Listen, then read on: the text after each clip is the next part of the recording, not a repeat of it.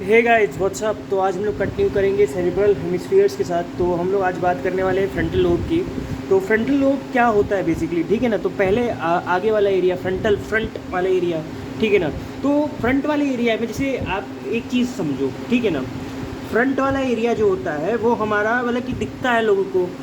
तो दिखता है तो हमारा क्या दिखता है, बिहेवियर दिखता है लोगों को, ठीक है। कैसे बात करता है, पर्सनालिटी कैसी है, ठीक है ना। तो फ्रंट वाला दिखता है तो मतलब area of social behaviour and personality, यहाँ पे area of social behaviour personality है, ठीक है ना। तो ये इस तरीके से याद करें ना कि ये वाला एरिया लोगों को दिखता है फ्रंट वाला। तो फ्रंट वाला एरिया क्या करेगा, हमें area of social behaviour and personality के लिए ये डिवोटेड है, ठीक। नेक्स्ट हम लोग बात करेंगे alcohol leads to diminution of area of social behaviour. इसको कहते हैं डिसइनहिबिशन सिंड्रोम। तो व्हाट इज डिसइनहिबिशन सिंड्रोम, क्या होता है कि अल्कोहल जो होता है वो क्या कराता है, डिमिनिशन करा देता है एरिया ऑफ सोशल बिहेवियर का। तो वो फ्रंटल लोब के ऊपर जाके काम कर देता है। जैसे हम लोग दारू पी लेते हैं तो हम लोग क्या करते हैं, हम लोग की डॉसिलिटी बढ़ जाती है। डॉसिलिटी मतलब हम लोग डरते नहीं किसी से, तो हमारा सोशल बिहेवियर बहुत अजीब सा हो जाता है। हम लोग दारू पी के अपनी एक्स गर्लफ्रेंड को मैसेज कर देते हैं, या दारू पी के अपनी क्रश को मैसेज कर देते हैं, या दारू पी के कुछ ऐसी बातें बोल देते हैं अपने दोस्तों को जो हमें नहीं बोलनी चाहिए, for whatever the incidences are. और ऐसा सबकी लाइफ में एक बार हुआ होगा, ठीक है ना, फ्रंटल लोब के इन्वॉल्वमेंट के कारण से, ठीक है ना। तो हम लोग वो मोमेंट बहुत रिग्रेट करते हैं। तो उसके लिए क्या रिस्पॉन्सिबल है, फ्रंटल लोब। बाद में एम्बैरेसमेंट झेलनी पड़ती है, पर्सनल एक्सपीरियंस है। फ्रंटल लोब रीजन क्या होता है, देखो इप्सिलैटरल ऑप्टिक एट्रोफी होगा। देखो यहाँ से देखो ऑप्टिक नर्व कैसे ट्रेवल करेगी, ब्रेन से ही थ्रू ट्रेवल करती है आगे से पूरा पीछे, तो कहीं ना कहीं वो फ्रंटल लोब में तो जाएगी। तो क्या होता है कि इप्सिलैटरल ऑप्टिक एट्रोफी, अगर फ्रंटल लोब का लीजन हुआ तो उस साइड के एरिया, क्योंकि यहाँ पे भी क्रॉसओवर नहीं हुआ है, ठीक है ना। क्रॉसओवर कहीं यहाँ होता है लेकिन यहाँ पे नहीं हुआ है, तो यहाँ पे नहीं होगा तो इप्सिलैटरल ऑप्टिक एट्रोफी हो जाएगी और ये कॉन्ट्रालैटरल पेप्रिडीमा करा देगा। मान लो इप्सिलैटरल ऑप्टिक एट्रोफी हो गई तो यहाँ पे क्या हो जाएगा, कॉन्ट्रालैटरल पेप्रिडीमा। पेप्रिडीमा बेसिकली क्या होता है, अगर आईसीपी बढ़ गया तो जो तुम्हारा मतलब आँख में जो फंडस का अपीयरेंस होगा वहाँ पे लगेगा स्पोलेंस है, तो उसी को मतलब कि जो वो उसके बीच में गोला होता है मैक्यूला के अराउंड में लगेगा वो स्पोलेन है, ठीक है। तो उसी को पेप्रिडीमा कहते हैं, ठीक। अब देखते हैं इसमें क्या क्या और चीज़ें होती हैं। तो फ्रंटल डिसइनहिबिशन सिंड्रोम मैंने बता दिया कि सोशल डिसइनहिबिशन हो जाएगा, ठीक है ना। बंदा सोशली सोचना बंद कर देगा, सोशल डिसइनहिबिशन हो जाएगा and shows severe impairment of judgement. अगर यहाँ पे कोई दिक्कत हुई, फ्रंटल लोब में कोई दिक्कत हुई तो बंदा अजीब सी हरकतें करेगा, सोशल डिसइनहिबिशन, ठीक। Show severe impairment of judgement नहीं ले पाएगा कि प्रपोज करूँ नहीं करूँ। इनसाइट या फोरसाइट नहीं होगी कि हाँ भाई कोई खतरा है, उसका इंसाइट नहीं मिल रहा है। जैसे कल एग्जाम है, आज हम नहीं पढ़ेंगे, ठीक है। इंसाइट है लेकिन नहीं पढ़ेंगे हम, क्यों, क्योंकि हमारा फ्रंटल लोब गया, ठीक है। एंटी सोशल बिहेवियर मतलब समझते हो, जब जब जब जब जब हाँ कैसे समझाऊँ, एंटी सोशल बिहेवियर समझो।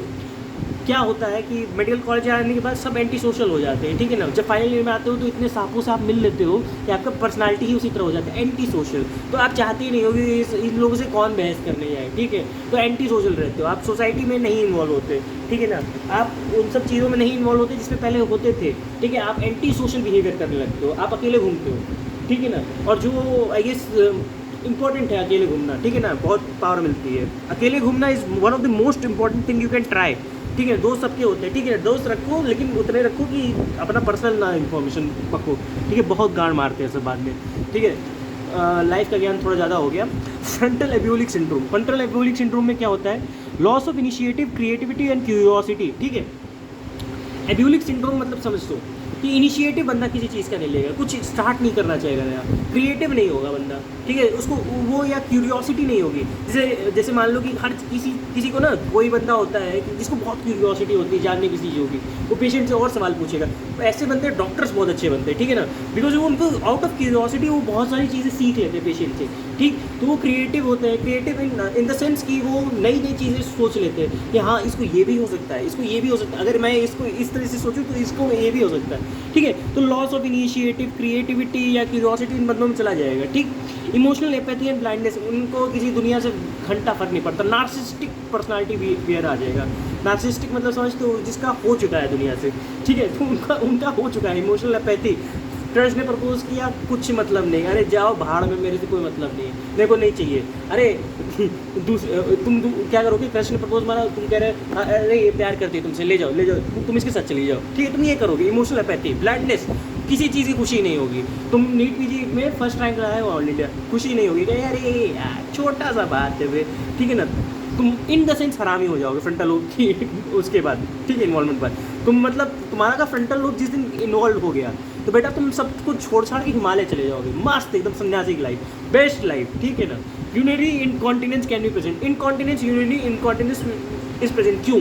अब ये समझो, सोशल बिहेवियर अपना खत्म, ठीक है ना, उसको कोई बंदा फर्क पड़ता, ठीक है, उस बंदे को कोई फर्क नहीं पड़ता दुनियादारी का, ठीक है ना।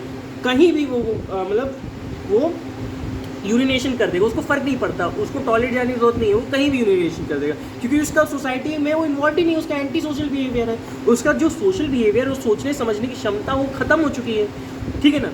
उसकी सोचने समझने की, उसको ये नहीं पता कि मुझे यहाँ नहीं पेशाब करना चाहिए या मुझे बाथरूम तक में जाके यूरिनेट करना चाहिए, ही वुड अंडरस्टैंड, राइट। तो वो कहीं भी यूरिनेशन कर देगा, राइट। तो ये होता है urinary incontinence can be present. Frontal release sign.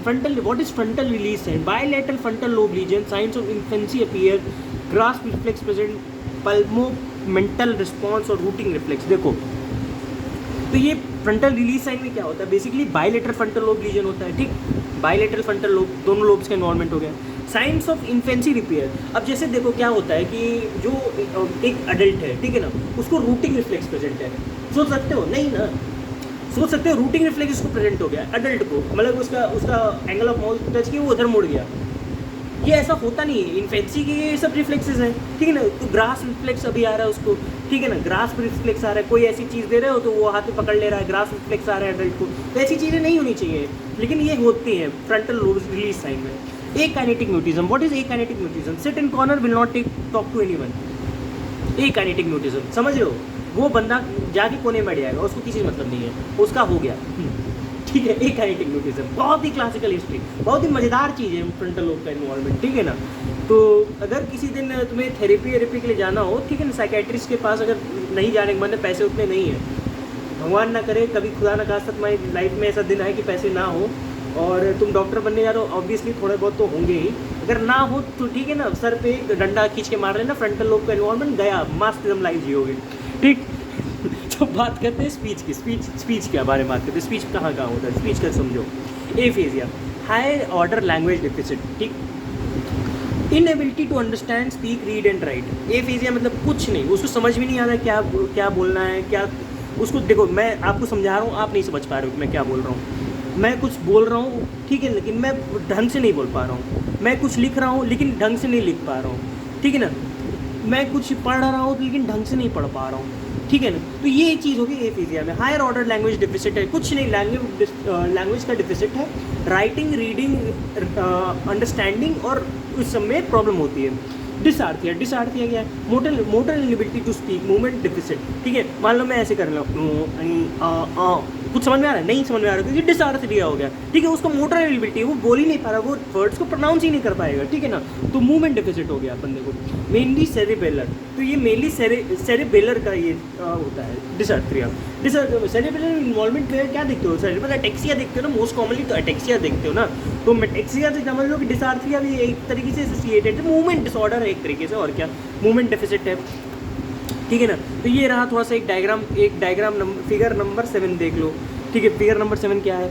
ये देखो, ये सेंट्रल सर्कस है, उसी के आगे जो है सेंट्रल सर्कस है, मोटर एरिया है, सेंसरी एरिया, ठीक है ना। तो यहाँ पे कहीं एक ब्रोकास एरिया होता है, ठीक है, बताता हूँ। एक यहाँ पे होता है वर्निके एरिया।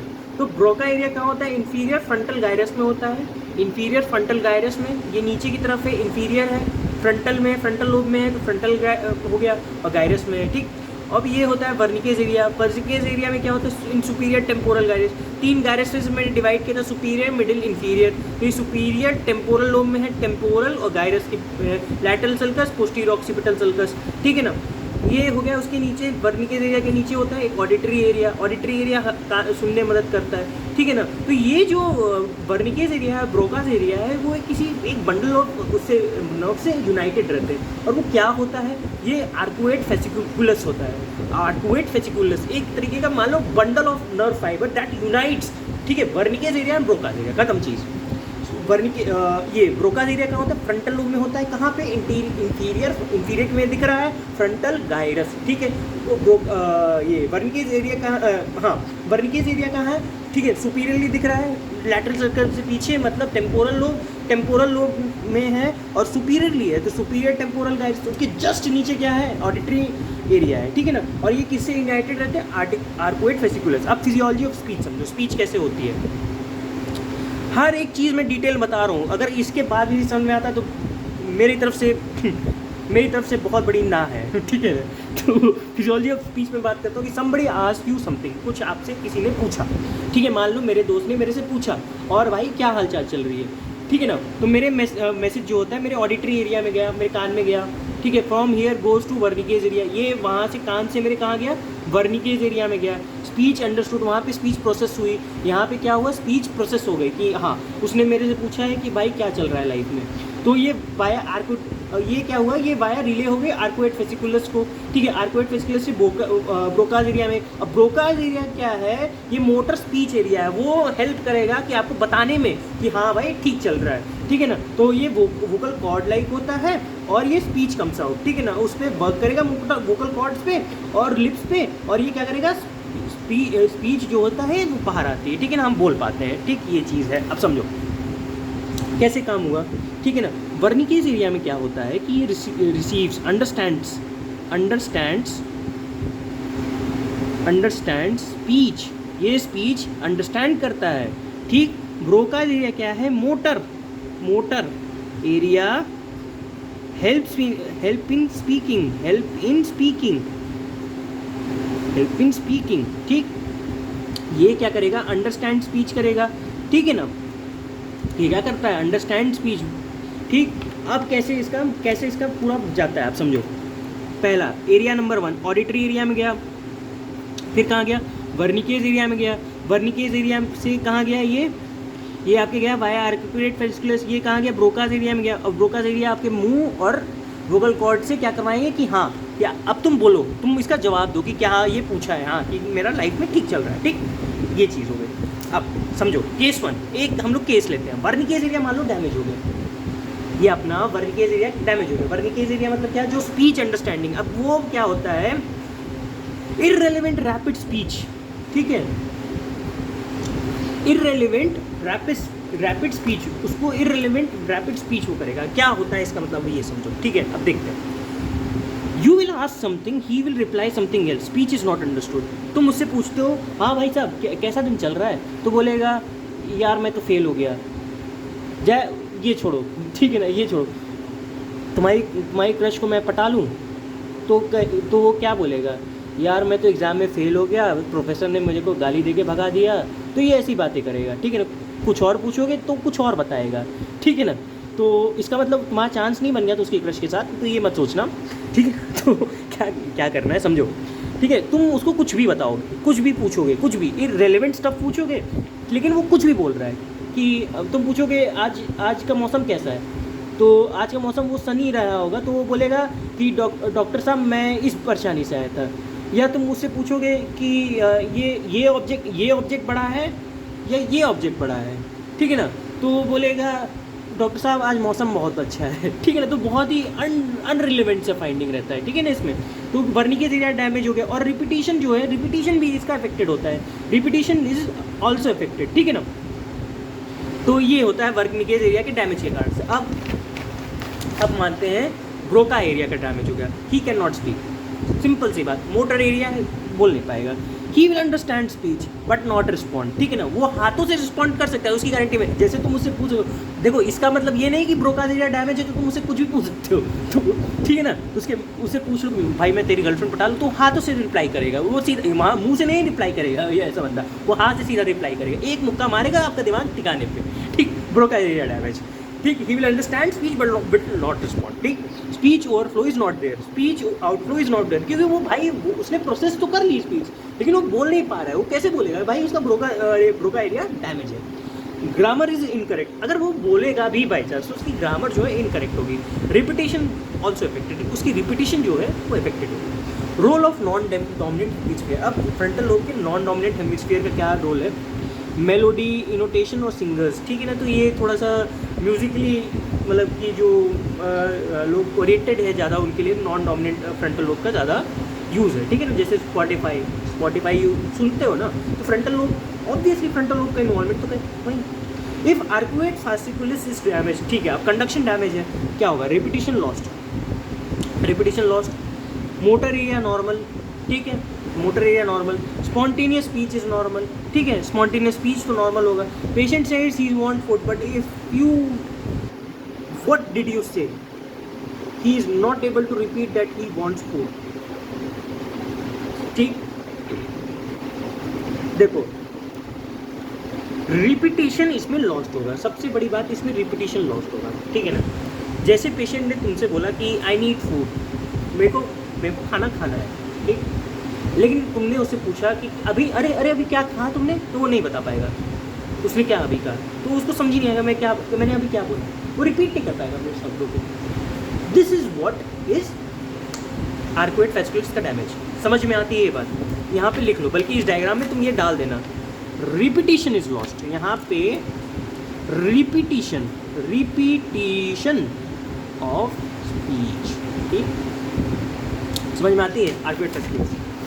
हाँ, मान लो ग्लोबल तीनों चीज़ खत्म, ब्रोका खत्म, वर्निकेस खत्म, आपका फेसिकुलस भी खत्म, all three are damage. Seen in middle cerebral artery region, ये most commonly middle cerebral artery, ये थोड़ी चीज़ याद रखनी पड़ेगी। नॉन फ्लुएंट स्पीच, कुछ भी बोलेगा, कुछ भी बंदा मस्त बोलेगा, ठीक है ना, आज मेरा दिन ऐसा है, ये मैं ऐसा है, रैप गाएगा, रैप, ठीक है, will sing rap songs. Impaired composition, कुछ भी, रैप आजकल क्या है, इम्पेयर्ड कंपोजिशन का ही तो नतीजा है, कुछ भी बोलते हैं सब, आज ऊपर नीचे सच शर्त जो भी है।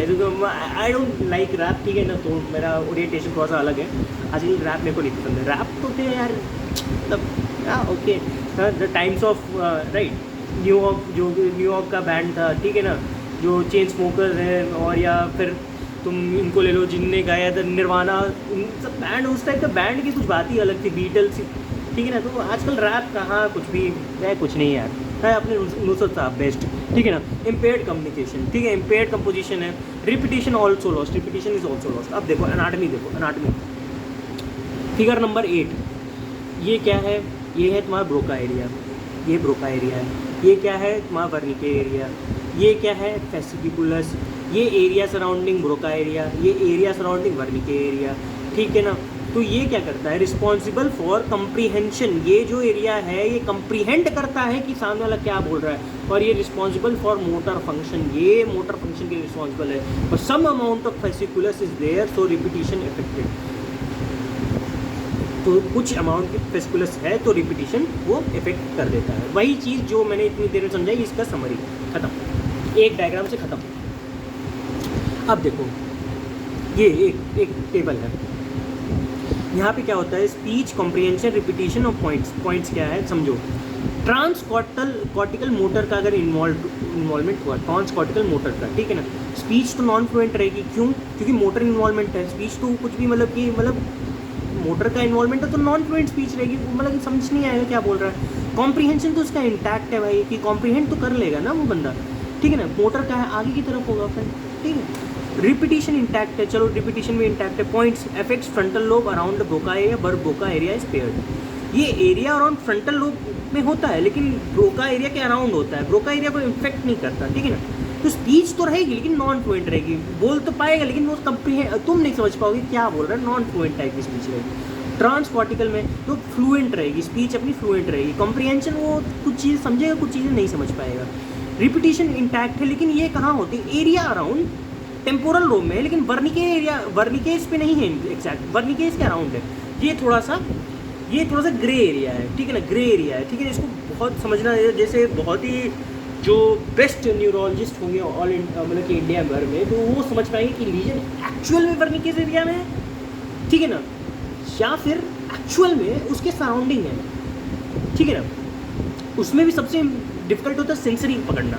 मोटर तो समझ में आ गई, मोटर में जाए तो अगर ब्रोकाज एरिया पूरा गया तो पूरा ही मोटर डिसआर्थरिया हो गया, बंदा बोल ही नहीं पाएगा। लेकिन अगर नॉन फ्लुएंट है तो समझ सकते हैं, हाँ उसके अराउंड हो सकता है, लेकिन उसका कंप्रीहेंशन कैसे समझोगे तुम, कंप्रीहेंशन कैसे समझोगे कि कंप्रीहेंड कर पा रहा है, नहीं कंप्रीहेंशन तो नहीं समझ पाओगे, क्योंकि वो उसके दिमाग में क्या है वो तो वो बंदा जाने, तुम थोड़ी ना इतने बड़े जानकार के अंतर्यामी बन चुके हो, बाबा बन चुके हो, जान लोगे, ठीक है ना। तो ये थोड़ा एक ग्रे एरिया है, समझो।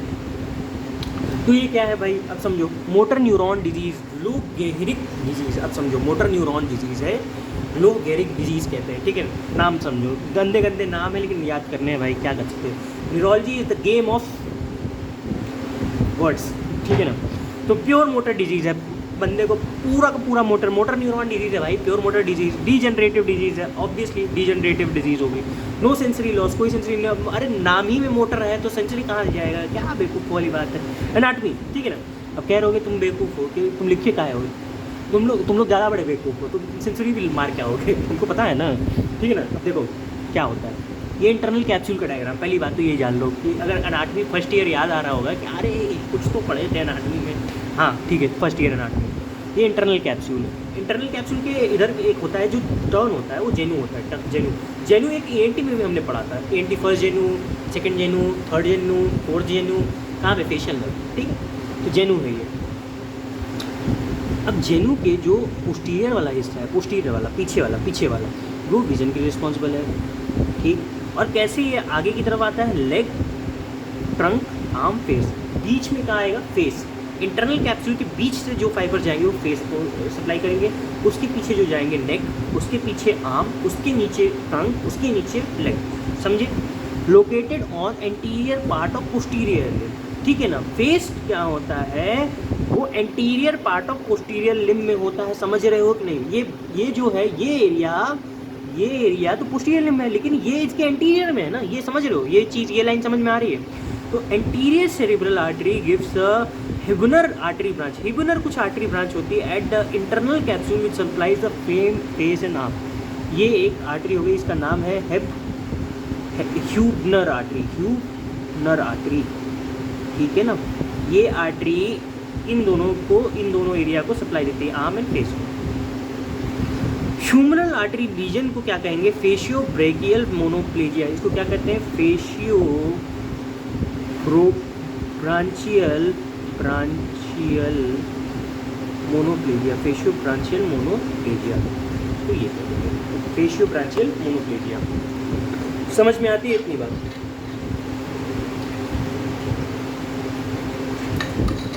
सॉरी, थोड़ा सा पानी पी लिया मैं। एनाटमी की बात करते हैं, anatomy of cranial nerve.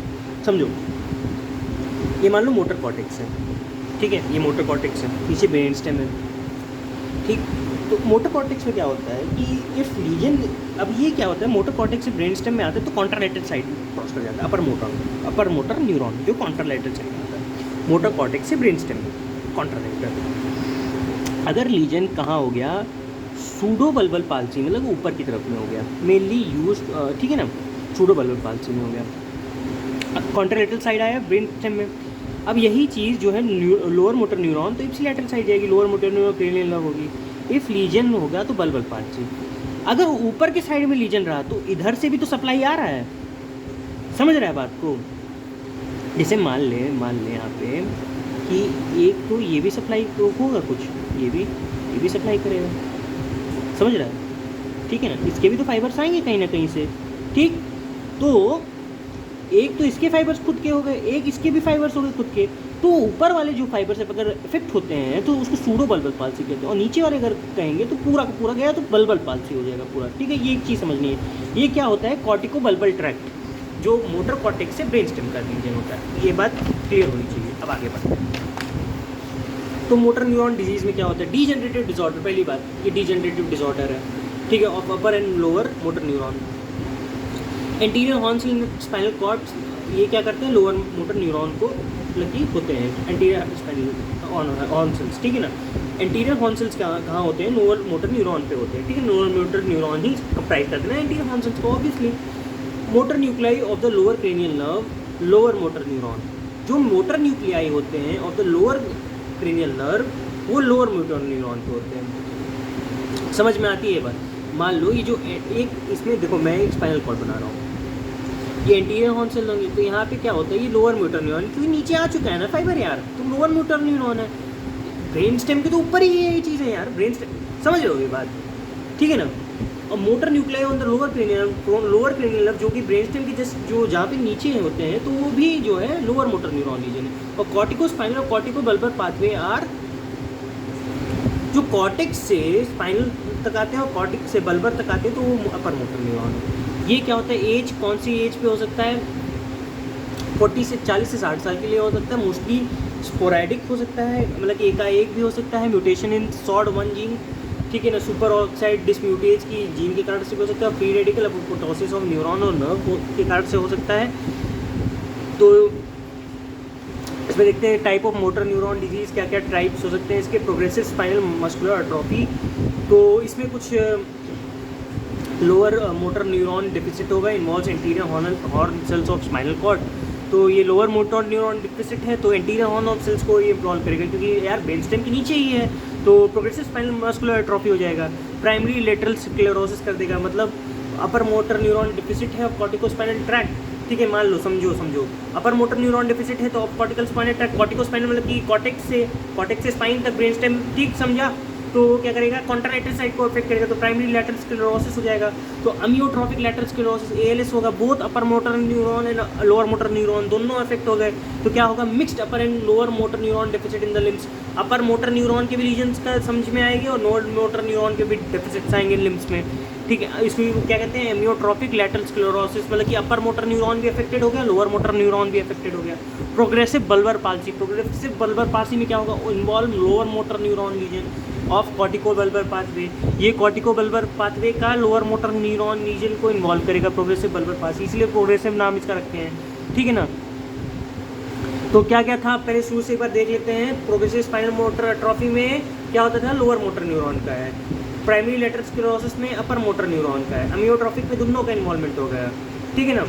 Spinal muscular है, स्पाइनल मतलब नीचे, प्राइमरी लेटरल स्क्लेरोसिस अपर मतलब लैटरल, प्राइमरी मतलब नंबर 1 पे, ठीक है। तो ऊपर से ही शुरू करते हैं, तो ऐसे याद कर लो, याद करने का तरीका मैं बता दे रहा हूँ, ठीक है। एमियोट्रोफिक मतलब दोनों का इन्वॉल्वमेंट हो गया। प्रोग्रेसिव का मतलब लोअर मोटर न्यूरॉन का इन्वॉल्वमेंट है। सूडो बल्बर पाल्सी में मतलब अपर मोटर न्यूरॉन, अभी बताया ही था, सूडो बल्बर और complete bulbar, upper motor neuron of cortico bulbar pathway को। तो प्लांटर रिफ्लेक्स क्या होता है, प्लांटर रिफ्लेक्स एक बात समझो, पैर में प्लांटर रिफ्लेक्स करते हैं ना, ठीक है ना, किधर से किधर जाते हैं, खाली इतना बता दो। अगर न्यूरोलॉजिकल एग्जामिनेशन अपनी मेडिसिन में कभी भी एक भी पोस्टिंग गए होगे, नहीं जाने वाले तो राक्षस हो, तो नहीं जाने वाले राक्षस हो तो कोई बात नहीं, बता देता, और लैटरल टू मीडियल करते हैं। मीडियल से लैटरल गए तो उसी टाइम एग्जामिनेशन एक सवाल पूछेगा आपसे कि बेटा घर कहाँ है, तुम बताओगे घर हमारा दूर है, तो कहे यार 6 महीने बाद आना, दिक्कत होगी लेकिन 6 महीने बाद आ भी सकते हो वहाँ से, ठीक है, ट्रेन पकड़ के आ जाना। एक सवाल पूछेगा बस, कहाँ रहते हो, ठीक है ना। तो प्लांटर रिफ्लेक्स क्या होता है, डॉर्सिफ्लेक्शन ऑफ फिंगर्स हो जाते हैं, अपवर्ड गोइंग, ठीक है, अपवर्ड गोइंग मतलब पॉजिटिव बेबिन्स्की का है, otherwise normal downward going fingers, ठीक है ना। मान लो कि तुम्हारा ये तुम्हारा पैर है, पैर को मैं मान लेता हूँ, ठीक है ना, पैर, ठीक है, पैर में देखना, पैर मत ऐसे मत कर देना कि हाँ, ठीक है ना, पैर के लिए मैं बता रहा हूँ, ये हाथ है मेरा, ठीक है, पैर ऐसे, ठीक। अब मान लो मैंने ऐसे से ऐसे गया, मान लो ऐसे लैटरल टू मीडियल, ठीक, तो क्या होगा, टॉर्सिफ्लेक्शन होगा, मतलब फ्लेक्शन, टॉर्सिफ्लेक्शन, वो पीछे जाएगा, ठीक है, पैर पीछे जाएगा, ठीक है, फ्लेक्शन होगा पैर के लिए। सोचो पैर के लिए ये क्या है, पैर के लिए पीछे जाएगा। नॉर्मली कैसे जाता है, अगर लैटरल टू मीडियल जाए तो ऐसे हो जाएगा, ठीक है ना, समझ लो बात को, वो ऐसे करेगा, डाउनवर्ड गोइंग फिंगर, समझ लो, ये चीज़ है। तो differences between upper motor neuron and lower motor neuron disease समझ लो यार, रटने वाली चीज़ है। मसल वीकनेस अपर मोटर न्यूरॉन में भी होगी, लोअर मोटर न्यूरॉन में ज़्यादा होगी। मसल टोन इंक्रीज हो जाएगा, अपर मोटर न्यूरॉन में डिक्रीज हो जाएगा लोअर मोटर न्यूरॉन रीजन में, ठीक है ना। स्पास्टिसिटी हाँ होती है, क्लास 9 स्पास्टिसिटी हो जाती है। मस्कुलर एट्रोफी नहीं होगी, लोअर मोटर न्यूरॉन में होगी। डीप टेंडन रिफ्लेक्सेस यहाँ पे ब्रिस्क हो जाएंगे, यहाँ पे डिमिनिश्ड हो जाएंगे, क्योंकि यार लोअर मोटर न्यूरॉन पे तो दिक्कत होगी ऑब्वियसली, ठीक है ना। मसल वीकनेस और lower motor neuron, motor tone, ये सब देख लेना, ठीक। प्लांटर रिफ्लेक्स अप गोइंग और डाउन गोइंग हो जाएगा, इसमें अप गोइंग हो जाएगा प्लांटर रिफ्लेक्स, और यहाँ पे down going. Pronator shift drift जो होता है प्रेजेंट होता है, यहाँ एब्सेंट होता है, ठीक है ना।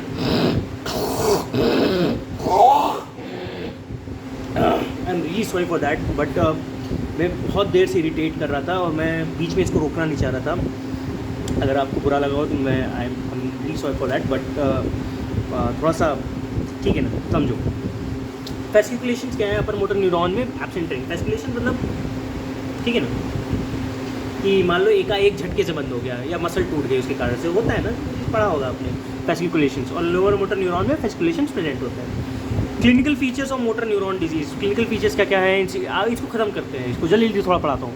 इंसीडियस ऑनसेट, दो लेक्चर भी लंबा हो गया, ठीक है। इंसीडियस ऑनसेट होता है मतलब कि धीरे धीरे होता है, प्रोग्रेसिव, अनरिलेटेड कोर्स, ये सब रटने वाली चीज़ हैं। Difficulty in स्वेलविंग, chewing, coughing, breathing, ठीक है ना, ये सब में थोड़ा इनको दिक्कत होने लगती है। डिसार्थिया और जो बल्बर इन्वॉल्व के साथ होता है। इन प्रोग्रेसिव बल्बर पाल्सी मतलब प्रोग्रेसिव कहाँ के नीचे, नीचे के लिए। Drooping of palate, depress gag reflexes, ठीक है। Weak cough, pooling of saliva and wasted fasciculating tongue होती है। कोई ऐसा कुछ खास मतलब नहीं, मतलब समझने में आ रहा है कि हाँ सब रटने वाली चीज़ें हैं, ठीक है। ये सब देखते हो समझ रहे हो, ठीक है ना, कोई ऐसा कुछ समझाने वाला नहीं है इसमें कि ड्रूपिंग होगा। भाई ऑब्वियसली कुछ भी मोटर न्यूरॉन की डिजीज़ होगी तो वहाँ मूवमेंट्स अफेक्टेड होंगे, तो जो मूवमेंट्स हैं यहाँ लिखे हैं। डिसार्थ्रिया होगा, हॉर्स वाइस होगी, डिस्पेजिया होगा। सूडोबल्बर पाल्सी में ट्रंक इज कॉन्ट्रैक्टेड, स्पास्टिक, ठीक है ना। अपर मोटर न्यूरॉन का लीजन लॉस्ट है, ठीक है, टंग जो है कॉन्ट्रैक्टेड हो जाए, स्पास्टिक हो जाएगा। And can not be move rapidly from side to side आप मूव नहीं कर पाओगे टंग को। बहुत ही characterise by head and neck muscle weakness और डिस्पेजिया डिसहार्ट्रिया। ये हेड एंड नेक की मसल की वीकनेस दिखाएगी ये सूडोबल्बर पाल्सी, और ये क्या कराएगा, head and neck muscle weakness दिखाएगा, डिस्पेजिया कराएगा, और डिस्पेजिया और डिसहार्ट्रिया ये कराएगा, ठीक है। Head and neck muscle weakness, dysphagia, dysarthria, pseudobulbar palsy. Next हम लोग बात करेंगे इसी में सूडोबल्बल इफेक्ट्स क्या क्या होंगे इसमें। Upper motor neuron is involved, ठीक है ना, सूडोबल्बल में। Inappropriate involuntary, laughing and crying, it affect social relations like laughing in funeral, crying in marriage. अब देखो ये इंपॉर्टेंट है थोड़ा, आप समझो, ये थोड़ा इंपॉर्टेंट है, नहीं तो नहीं मैंने बताता, इसीलिए इसको मैं बॉक्स में बनाया हूँ, उस पर डबल गोला मारा हूँ, ठीक है। समझो, मान लो कि तुम किसी के शादी में गए, ठीक है ना, शादी में बहुत अच्छे, बहुत दोनों सुंदर पति पत्नी, बढ़िया एकदम मस्त माहौल चल रहा है, डीजे एकदम गाना चला रहे हैं, ठीक है ना, मोरनी बड़के, ठीक है ना, बिजली, और तुम वहीं चलाते हो जगजीत सिंह और रोने लगते हो बैठ के डीजे पे। लोग तो समझेंगे इसका एक्स है, ठीक है ना, बहुत ही इनअप्रोप्रिएट बिहेवियर है। तो अगर तुम्हारा सूडोबल्बर एरिया इन्वॉल्व, सूडोबल्बर इफेक्ट हुआ तुमको, तो वही काम तुम जाके करोगे, भले तुम उसके एक्स में ना हो, जाके वहाँ रोगे तुम, ठीक है ना। Pseudobulbar effect. Muscle wasting occurs due to denervation और due to non muscle use of muscle, ठीक है। मसल वेस्टिंग हो जाएगा, तुम किसी चीज़ का यूज़ नहीं करोगे, जैसे तुम दिमाग का यूज़ नहीं करोगे तो दिमाग खत्म हो जाएगा ना। पबजी में लगाओगे तो पबजी हो जाएगा दिमाग। अपर मोटर न्यूरॉन साइन क्या होता है, पैटर्न ऑफ वीकनेस, ठीक है ना। अपर मोटर न्यूरॉन के साइन क्या क्या है, पैटर्न ऑफ वीकनेस है। Extensor are weaker than flexors, extensor जो होते हैं ऑलवेज वीकर देन फ्लेक्सर्स होते हैं in the upper extremity. Upper motor neuron के साइंस क्या क्या है, पैटर्न ऑफ वीकनेस है, extensor are weaker than flexors in the upper extremity, जो एक्सटेंसर्स हैं वो हमेशा वीक रहेंगे, ठीक है ना, अपर मोटर के न्यूरॉन के केसेस में। In the then flexors in the upper extremity, और flexors are weaker than extensors, ये उल्टा होता है। अगर अपर मोटर न्यूरॉन का लीजन हुआ तो एक्सटेंशन तुम्हारा वीकर होगा, ठीक है ना, और अगर एक्सटेंशन तुम्हारा अच्छा होगा तुम्हारा लोअर एक्सट्रीमिटी में, याद रखना है इस चीज़ को। Sphincter are generally space, sphincter इसमें नहीं इन्वॉल्व होते हैं मोटर न्यूरॉन डिजीज में। Extra ocular muscles are not affected, extra ocular muscle का कोई इफेक्ट नहीं है। Myositis also extra muscular involvement is not abnormal. Myasthenia में एक्स्ट्रा ऑक्यूलर मसल इन्वॉल्व होता है, लेकिन और किसी में मोटर न्यूरॉन डिजीज नहीं होगा। सेंसेशन नॉर्मल है, कॉग्निटिव फंक्शन नॉर्मल, सेंसेशन इसमें नॉर्मल रहेगी, कॉग्निटिव फंक्शन नॉर्मल है। एक केस देख लो कि patient needs assistance from family members to stand, उसको भाई फैमिली मेम्बर्स आते हैं तो उनको उठाना पड़ता है। एडवांस एट्रॉफी ऑफ टंग, मतलब कि एट्रॉफी हो रही टंग और साइड टू साइड मूवमेंट नहीं पॉसिबल है। Upper limb and truncal muscle atrophy with a positive Babinski sign, ठीक है, बेबिंस्की साइन पॉजिटिव है, और अपर मसल लिम और मसल की एट्रॉफी तुम्हें दिख रही है, एडवांस थीनार मसल एट्रॉफी है, समझ जाओगे अपर मोटर न्यूरॉन डिजीज़ है, ठीक। कुछ ठीक, fatal within 3 to 5 year fatal हो जाएगा। 3 to 5 ईयर्स में अगर मान लो कि पल्मोनरी इन्फेक्शन, रेस्पिरेशन निमोनिया, मान लो ये डायफ्राग्मेटिक मसल्स को इन्वॉल्व किया, डायफ्राग्मेटिक मसल्स काम करना बंद कर दी, सीलिया वहाँ के काम करना बंद कर दिए, तो एस्पिरेशन हो जाएगा, एस्पिरेशन निमोनिया और पल्मोनरी इन्फेक्शन हो सकता है, क्योंकि वहाँ पे बैक्टीरिया जाके लॉज हो जाएगा, लेकिन तुम्हारे सीलिया वहाँ के काम ही नहीं कर रहे हैं। सीलिया काम नहीं करेंगे तो तुम्हारा इन्फेक्शन बाहर नहीं जाएगा, और इन्फेक्शन बाहर नहीं गया तो बंदा गया हाथ से। डायग्नोसिस कैसा होगा, क्लिनिकल डायग्नोसिस करोगे कि हाँ भाई ठीक है ना, कुछ इतना कुछ MRI CT स्कैन करवाओगे, करवाने मन हो करवा लो, लेकिन कोई फ़ायदा नहीं है, तो डायग्नोसिस में हमेशा क्लिनिकल डायग्नोसिस करते हैं इसको। अपर एंड लोअर मोटर न्यूरॉन के फीचर्स देखते हैं। इलेक्ट्रोमायोग्राफी तुम करा सकते हो, gross reduction of motor units का ग्रॉस रिडक्शन रहेगा इलेक्ट्रोमायो इमेजी में। CSF हमेशा नॉर्मल रहेगा, CSF में कोई ऑल्टरेशन नहीं है। क्रिएटिनिन राइज और स्लाइटली एलिवेटेड, ठीक है ना, क्रिएटिनिन हो सकता है राइज और स्लाइटली एलिवेटेड, कोई इसका कोई खास मतलब नहीं है, वो मसल का ब्रेकडाउन से होता है लेकिन कोई मतलब नहीं है। Biopsy of the wasted muscle shows the histologic changes of denervation की हिस्टोलॉजिक चेंज दिख सकती है इसमें। डिफरेंशियल डायग्नोसिस में क्या हो सकता है, लंबर कैनाल का स्टेनोसिस हो गया, लंबर कैनाल में मतलब वहाँ पे नर्व जा रही है, नंबर उसका स्टेनोसिस हो गया, जो नर्व जा रही है उनका कंप्रेशन हो गया तो कम ढंग से काम नहीं कर रही है। बंदे को स्ट्रोक हो गया। माइस्थेनिया ग्रेविस, गुलियन-बारे सिंड्रोम, GBS में रेट्रोग्रेड पैरालिसिस पढ़ा होगा। रिजोक्साजोल NMDA इनहिबिटर होता है, decrease pre synaptic release of glutamate, ये डिक्रीज करता है pre synaptic release of glutamate को, ये मतलब डिक्रीज करता है, ठीक है। रिजोल और इड्रावोन क्या होता है, एंटीऑक्सीडेंट होता है। इड्रावोन, ठीक है ना, ये एंटीऑक्सीडेंट होता है। इसमें ट्रीटमेंट में ये दे सकते हैं, NMDA इनहिबिटर दे दो, एंटीऑक्सीडेंट दे दो। रीऑक्सीडेशन का short gene super oxide dismutase के कारण से होता है। Other supportive treatment muscle pain cramp है तो बेक्लोफिनार, टीजानिडीन दे दो, ठीक है ना। सूटेबल इफेक्ट है तो डेक्स्ट्रोमेटोफॉर्म, ठीक है ना। ये तुम्हें दवाइयों की जानने की जरूरत नहीं है, दवाई को वो जो निभांस क्वालिफाई कर लेते, जो न्यूरो ज़्यादा पढ़ते हैं तो उन लोग के लिए दवाई का थोड़ा ज़्यादा ही यहाँ पे रोल है, क्योंकि यहाँ की दवाइयाँ थोड़ी सी बहुत ही हाई स्टैंडर्ड की दवाई है, जो मेरे को नहीं समझ में आती, ठीक है ना। मैं सच्चाई बोल रहा हूँ, मेरे को नहीं आती, ठीक है। तुम लोग अगर आती है, तुम लोग ज़्यादा इंटेलिजेंट हो तो पढ़ लेना इस चीज़ को, ठीक। डेक्स्ट्रोमेथॉर्फिन और क्विनिडीन होती है, बता दे रहा हूँ। फिजिकल थेरेपी चाहिए होती है, पेग फीडिंग ट्यूब इन लेटर स्टेज चाहिए होता है। रूलिंग ऑफ सलाइवा हो सकता है लेट स्टेज में हो, एंटीकोलिनर्जिक ड्रग दे दो उसके लिए। नॉन इन्वेजिव वेंटिलेशन NIV, क्योंकि डायफ्रेगमेटिक मसल्स का इन्वॉल्वमेंट होगा तो भाई वेंटिलेशन उस बंदे को चाहिए होने तो बंदा गया। कोर्ट स्टेटस क्या है, refer to the level of medical intervention a patient wish to have started if their heart और ब्रीथिंग स्टॉप, ठीक है ना। उसको कोर्ट स्टेटस से क्या होता है, बेसिकली क्या बात करते हैं उस बंदे के लिए, बंदे से पूछते हैं कि आपको कहाँ तक आपको मेडिकल इंटरवेंशन चाहिए। मरने तो आप वाले हो ही, ठीक है।